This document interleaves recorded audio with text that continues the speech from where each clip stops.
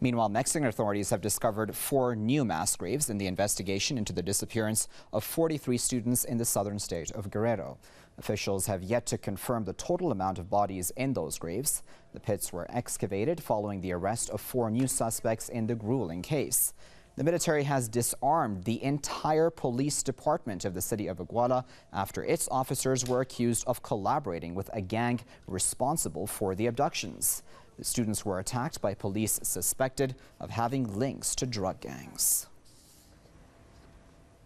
Well, to discuss that further, we're now joined by Marcelo Sanchez, who is a political commentator, and he's joining us from right here in the Iranian capital, Tehran. Marcelo, thanks for joining us. Now, what's at the root cause of all of these gang activities? We all, every so often, hear about such cases, maybe not as gruesome as this one when it comes to students, but what kind of relationship do gangs and police really have in Mexico? Oh, it's a history of violence down there in Mexico.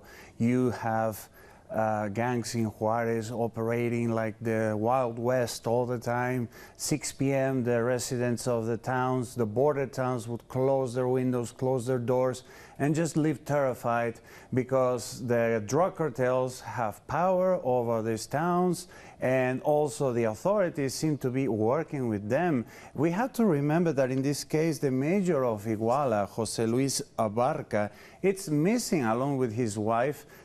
Days after this incident in September 26th, after these 43 students were missing, in a forced disappearance, and the citizens of Iguala and as well from the state of Guerrero are blaming authorities for these disappearances. And we know that this mayor, Jose Luis Abarca, he was in some kind of party while this thing was happening. And he didn't really pay attention to this situation. Maybe he thought that this was going to go away. And now we have President Peña Nieto talking to the international public about this outcry in his own country. Families and activists for human rights are protesting that the government is not doing what is necessary to solve these crimes.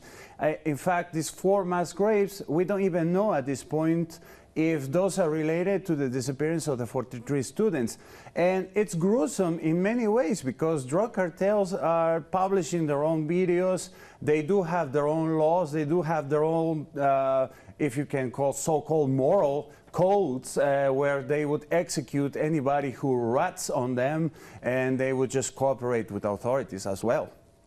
So then what's the root cause of why this continues then, Marcelo? Because is it money? Is it power? Because, you know, Peña Nieto, as you pointed out as well, he came into office with a lot of promises specifically on this issue, didn't he? It's important to know that what are the drug cartels? Those were Mexican officers from the army. So they have training to do the things that they're doing, to kidnap people, to set up bombs, and to, you know, to handle heavy ammunition. And in some point, these Mexican army officers decided to create their own towns, their own villages, and to become the kings of the drugs.